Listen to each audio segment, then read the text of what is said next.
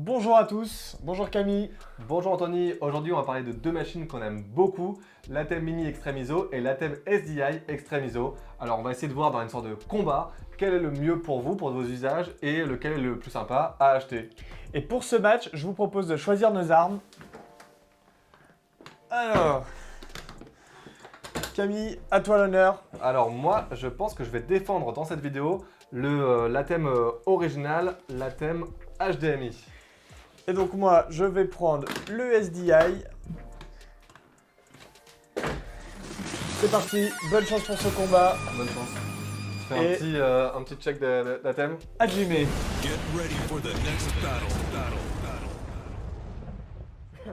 Alors on va faire un combat à la régulière en plusieurs manches où on va aborder un petit peu des points clés sur lesquels on a trouvé que les items marchaient ou marchaient un petit peu moins bien. Et bien je te propose de passer au rang numéro 1, les longueurs de câble et la solidité. Alors moi je vais commencer. Sur la longueur de câble en HDMI, on peut pouvoir avoir en HDMI classique jusqu'à 15 mètres de câble, ce qui est quand même pas mal pour une salle normale. Et Pas mal. on a un petit trick où on peut utiliser les câbles HDMI fibre. On en a déjà parlé dans une précédente vidéo. Et le câble HDMI fibre, il permet de pouvoir connecter jusqu'à 50 mètres, voire 100 mètres vos machines. Voilà. On n'a pas testé 100 mètres, hein. Mais- On a testé 50, ça marche très bien. Et autre avantage, je dirais, au câble HDMI, c'est qu'un câble HDMI, vous en avez partout chez vous, on en trouve partout. On peut en acheter sur Amazon, ça coûte que dalle pour acheter du 2 mètres, du 5 mètres ou du 15 mètres. À toi de parler. Ok, j'entends tes arguments. Moi, je pense que je te mets une très grosse claque sur la longueur de câble parce que le SDI, il me permet d'aller jusqu'à 150 mètres. C'est pas le câble le plus évident à trouver. Vous allez facilement trouver du 100 mètres chez vous. Donc ça, c'est cool. Franchement, 100 mètres de câble, vous êtes mais large pour aller à peu près partout. Et ensuite, j'ai quand même l'avantage d'avoir ici des ports SDI avec des petites sécurités. Donc, je mets mon port, je tourne et mon câble, il s'enlève pas. Donc, toi, quand tu es maladroit, tu prends ton petit pied dans ton câble HDMI, tu déconnectes ta caméra. Moi, il y a peu de chances que ça se passe. Donc, je pense que sur ce rondelage, notre ami le SDI met une petite claque à l'HDMI. Ouais, je pense qu'on peut dire qu'il y a un point pour le SDI sur la longueur de câble. Maintenant, je dirais quand même que ça coûte combien 100 mètres SDI? Ok, peut-être que le SDI est un peu plus cher que le HDMI. On va être aux alentours de 150 € hors taxe pour les 100 mètres. Ouais, 150 € hors taxe pour le 100 mètres. Pour du 3G Ok. SDI. Donc ça veut dire 1080p. On parle même pas de SDI 4K. Mais comme c'est une machine. Donc voilà, mais je pense que quand même je mérite ce point. Allez, un point pour toi, ça me va. Allez, parfait. Round numéro 2. Le nombre de sorties sur les items. Alors ces items, c'est des machines qui sont quand même extrêmement similaires. C'est des mélangeurs chacun 8 entrées, avec qui sont pareils au niveau des boutons. Là, c'est tout pareil. Il y a une différence. Elle est là. Ouais, vas-y, je te laisse montrer. Elle se voit, ils font exactement la même taille, mais je pense que si on commence à compter, là, le SDI prend l'avantage. On a 1, 2, 3, 4, 5, 6, 7 et 8 entrées. Donc jusque-là, C'est égalité. Et moi, j'ai 4 sorties. Donc, avantage au SDI sur les sorties. Pour toi, à quoi peuvent servir autant de sorties sur ce genre de mélangeur? Alors, si on parle un petit peu simplement, sur l'Atem HDMI, avec deux sorties, ce que vous pouvez faire, c'est avoir une sortie multiview, c'est un peu nécessaire, on ne pourra pas y échapper, et une deuxième sortie, par exemple, pour mettre un écran de contrôle qui va être dans votre salle, ou un retour pour vos clients, ou contrôler un vidéoprojecteur. Mais ça veut dire que le programme, il devra sortir exclusivement soit en USB-C, pour aller vers un ordinateur et le diffuser sur un Zoom ou un WebEx, soit partir depuis l'encodeur qu'il y a à l'intérieur de l'Atem. Quand vous avez quand même 4 sorties sur l'Atem SDI, ça permet de vous donner beaucoup plus de flexibilité. Moi, je trouve que le SDI, c'est vraiment l'outil indispensable si vous avez, entre guillemets, plusieurs réals à faire sur le même événement. C'est-à-dire une réal pour votre live, pour votre flux en direct, et une réal, par exemple, pour des écrans de salle ou pour envoyer un retour programme à un animateur ou ce genre de choses. Ou sa propre image, par exemple, à l'animateur. Donc ça, c'est un avantage pour le réalisateur d'avoir ces 4 sorties. Ça permet vraiment d'être polyvalent. On peut avoir des multiviews. On peut vraiment tout paramétrer. Et donc je pense que sur ce point-là, tu m'en voudras pas, mais je prends le point. Bah, tu prends le point, 4 sorties par rapport à 2 sorties, je peux pas faire grand-chose. Voilà, donc 2-0 pour le SDI. Passons à la manche numéro 3. La manche numéro 3, c'est la gestion des caméras. Et quand on parle de gestion des caméras, on veut parler d'un feature qui est chez Blackmagic, c'est le contrôle des caméras Blackmagic que vous pouvez avoir avec ces mélangeurs-là. Alors, dans le contrôle, on entend parler de la colorimétrie. Donc, vous allez pouvoir changer tout ce qui est des paramètres de couleur par rapport aux caméras Blackmagic. Donc, faire un étalonnage en direct de toutes vos caméras. Vous avez aussi la possibilité de faire des appels au focus sur certaines caméras. Donc, notamment les caméras Blackmagic, les Pocket Ciné, etc. Et vous avez aussi, pour les caméras qui sont équipées d'objectifs motorisés, vous avez la possibilité de zoomer et de dézoomer directement depuis le software de la thème control. Donc ça, c'est cool. Et surtout, ce que vend Blackmagic, c'est que c'est quelque chose qui est censé être ultra simple. On branche un câble en HDMI dans notre caméra et ça marche nickel. Et c'est là où c'est super bien parce qu'avec avec mon Atem, je branche par exemple une Pocket Cinema 6K et pim pam poum, j'ai tous les contrôles. Comment on fait pour avoir les contrôles, Anthony, avec un Atem SDI? Effectivement, avec les caméras qui sont largement utilisées en live, qui sont les Pocket Cinema et qui ont des prises HDMI, c'est beaucoup plus simple, je t'accorde, d'utiliser un Atem avec du HDMI. Moi, c'est plutôt un Atem qui va se destiner au broadcast. L'Atem, quand même, avec le SDI, il va nous permettre de brancher toutes les caméras qui ont des SDI in. Donc, c'est-à-dire tout ce qui est Studio 4K, etc. Studio 4K Pro, parce que 4K Pro, la version normale, elle prend que du pour HDMI. recevoir le programme. Donc ça, c'est une chose dont on n'a pas vraiment parlé, mais le contrôle des caméras pour les caméras qui sont équipées avec le SDI in, donc qui sont plutôt destinées au broadcast, donc à savoir les Studio 4K Pro, les Broadcast G2, etc. Et bien ces caméras, elles ont besoin de recevoir un SDI avec le programme pour qu'on puisse avoir le contrôle et pour que l'opérateur puisse également avoir le programme en direct en appuyant sur un petit bouton. On fera sûrement une vidéo sur la Studio 4K Pro plus tard. Mais voilà, vous avez la possibilité d'avoir le programme sur votre écran. Mais ça nécessite malheureusement d'avoir un deuxième câble SDI. Donc ça veut dire que vous avez un aller et un retour à faire. Donc ça veut dire tirer 2 fois plus de câbles. Qui sont à chaque fois à 150 balles hors taxe. Ok, Si ça sur des va. longs câbles. Alors qu'effectivement, sur le HDMI, vous avez la chance de tirer un seul câble et il y a tout dedans. En plus de ça, imaginons que vous avez 5 ou 6 caméras. Moi, je suis obligé de le reconnaître. Je suis obligé de passer par un petit boîtier qui est là, qui est le SDI distribution. Donc, c'est une entrée et 8 sorties. Et malheureusement, ça vaut 200 € hors taxe en plus, sans compter le prix des câbles, etc.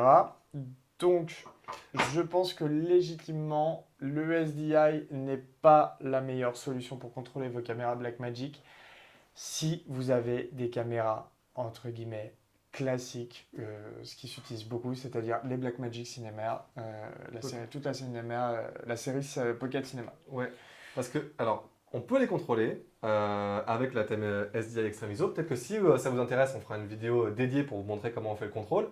Mais pour les contrôler, il faut qu'on utilise alors là, ça devient un peu compliqué. On utilise du coup l'entrée bien sûr de la caméra, la sortie de la caméra. Là, on va envoyer ces deux signaux SDI dans un convertisseur bidirectionnel 3G ou 12G de chez Blackmagic. Si vous SDI HDMI du si coup, vous- ouais. ou HDMI SDI. C'est ça. Mais de chez Blackmagic, si vous prenez notre marque, ça ne fonctionne pas. Donc vous prenez ces deux câbles-là et vous l'envoyez après le HDMI vers votre caméra. Mais ce n'est pas tout, parce que là, votre caméra, elle pense qu'elle est caméra 1 de base.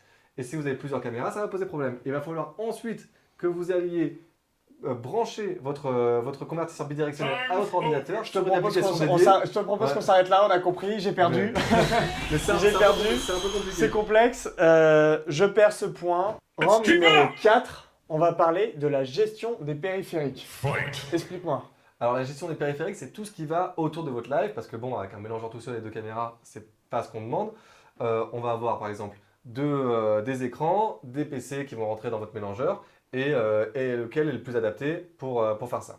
Alors moi, ce que j'aime bien, je vais peut-être me permettre de commencer avec la thème HDMI, c'est que pour rentrer un ordinateur ou l'ordinateur d'un client qui arrive, on a juste à tirer le câble de sa sortie HDMI vers la thème. C'est super simple, ça marche très bien. Pour toi, comment on fait? Pour moi, c'est pareil, c'est super simple. Non, je rigole, c'est une galère. Le SDI est vraiment une galère pour des ordinateurs genre typé laptop ou ce genre de choses parce que comme nos ordinateurs entre guillemets classiques ne sont pas équipés de port SDI, il va falloir utiliser des convertisseurs, donc soit des bidirectionnels SDI ou HDMI ou bien SDI, enfin voilà, les bidirectionnels ou juste SDI vers du HDMI. Donc ça va vous prendre une prise électrique pour l'alimenter. Ça va vous prendre un câble SDI pour venir du mélangeur jusqu'au convertisseur. Ça va vous prendre un câble HDMI jusqu'à votre ordinateur. Ça va vous prendre 80 € pour le prix du Blackmagic convertisseur et une vingtaine d'euros pour les câbles. Donc en gros, ça vous coûte 100 balles. Donc je pense que là, tu prends l'avantage sur ça pour tout ce qui est ordinateur qu'on utilise au quotidien, genre une entrée d'un PowerPoint, d'une vidéo, n'importe quoi. Et ben en fait, c'est pas du tout adapté. Le SDI, il va pas du tout être polyvalent là-dessus. En revanche, il va être polyvalent si on veut lire une vidéo avec un hyperdeck ou ce genre de choses parce qu'il y a des sorties SDI. Mais ça, c'est d'une partie plus professionnelle. Donc je pense que d'un point de vue entrée SDI et les lectures de médias ou de choses comme ça, et ben en fait, la thème SDI se destine déjà aux productions qui sont équipées de ce genre de matériel. Là, tu essaies de te défendre, mais attends, J'essaie de me défendre. J'essaie de justifier. Et un dernier point qui est un peu chiant aussi avec la thème extrême SDI, parce que nous, on fait des productions en 25 ou 30 images. Et on a des écrans qui sont des écrans de Tu PC. veux terminer tout de suite en fait. J'essaie de rattraper, je suis toujours un petit peu derrière. Et on fait des productions avec des écrans de PC qu'on achète. Et on a une petite. On les achète. Oui. Très bien. Avec On des- les vole pas. On ne vole pas notre Non, mais matériel, on paye avec, tout. avec des écrans de PC un peu classiques. Et on a une petite galère avec le SDI, c'est que avec un HDMI, même si vous êtes en 25-30 images, vous branchez votre écran de PC, ça fonctionne, il n'y a pas de souci. Alors qu'avec la thème SDI, Ok, je vais y aller. Non, la thème SDI présente un vrai problème par rapport à ça. On a remarqué qu'en fait, en mettant un convertisseur, donc par exemple un bidirectionnel de chez Blackmagic, et ben en fait, on va être limité à sortir notre programme en 50 ou 60 images parce que les écrans, ils n'arrivent pas à comprendre une fois qu'il y a le convertisseur qu'on a du 25, ils ne veulent pas le lire puisque la plupart des écrans qu'on va retrouver, des écrans de bureau classiques, on va dire, sont calibrés en 50 ou 60 Hz. Donc ils vont comprendre le 50 ou 60 images, ils ne vont pas comprendre moins. du coup, c'est une victoire. C'est presque une victoire. Le seul truc que je peux dire, c'est si vous avez des moniteurs professionnels, enfin en tout cas des moniteurs de production professionnelle, donc par exemple des Atomos, les Sumo ou voilà, les Word, ce genre de choses. En fait, tout ce qui est PVM, Sony et compagnie, tous les écrans qui servent à monitorer des caméras de type professionnel qui sont équipées de SDI, et ben en fait, j'essaie de me rattraper comme je peux. Le SDI extrême, il peut être adapté dans ces cas-là. Encore faut-il avoir ce genre de moniteur qui commence en termes de prix à 1000-1500 € pour des petits écrans. Donc, je pense que je prends une petite claque. Oui, je pense qu'on peut donner le point à la thème HDMI là-dessus. Et du coup, Donc, si je compte bien, au niveau du compteur de points, compteur de points, ça fait 2 partout. ça fait 2 partout. Pas mal. 2 partout, c'est pas mal. Et ça veut dire Est-ce qu'on a un 5e point? Je ne pense pas. qu'on n'a pas de 5e point, mais je pense que ce qui est important de noter, et là tu commençais à le dire juste avant, c'est que c'est 2 machines qui peut-être au final se valent, mais se valent pas dans les mêmes situations. Finalement, donc, égalité. Bravo Camille. Beau match. Beau match. On va conclure. On va vous expliquer donc finalement, en quelques mots, pour qui sont destinés ces items, à quoi ça sert, et puis voilà. Ouais, je pense qu'on peut terminer là-dessus. Alors, moi, la thème HDMI, je pense que si vous avez une petite régie où la thème va être vraiment au cœur de votre installation, ça peut être intéressant. Si vous avez des caméras qui sont des DSLR, qui sont les Blackmagic Pocket Cinema, ça va être super simple de l'installer, de compléter avec 1 ou 2 PC et d'aller assez vite dans la mise en place dans l'installation.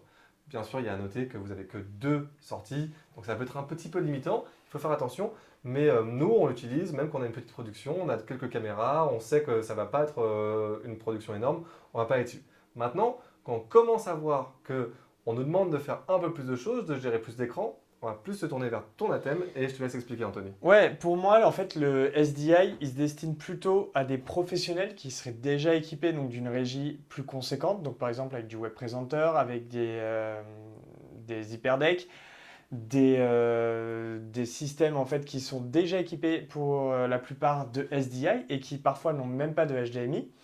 Et donc en fait, c'est plutôt un mélangeur qui va nous permettre d'éviter d'avoir par exemple des gros panels, des gros contrôles et tout ça, des choses très lourdes, très encombrantes, et de finalement minimiser l'espace dont on a besoin avec notre régie tout en gardant le même équipement.